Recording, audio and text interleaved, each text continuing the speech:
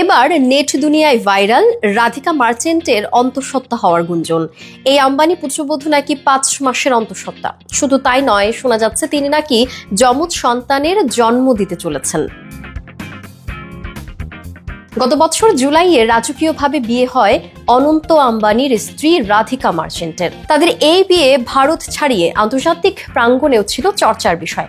বলিউড তারকা থেকে শুরু করে বিশ্বের সব খ্যাতিমান ব্যক্তি ছিলেন এই বিয়ের অতিথি। সামাজিক মাধ্যম জুড়ে ছিল এই বিয়ের চর্চা। বছর ঘুরতেই নতুন করে চর্চায় আম্বানি পুত্রবধূ। তবে এই ঘটনা সত্যি নাকি গুঞ্জন এখনো নিশ্চিত হওয়া যায়নি। ভারতীয় গণমাধ্যম বলছে এখনো পর্যন্ত এই বিষয়ে আম্বানি পরিবারের পক্ষ থেকে কোনো ঘোষণা আসেনি। সঙ্গে রাধিকা ও অনন্ত আম্বানিও ব্যক্তিগত জীবন নিয়ে নীরব রয়েছেন।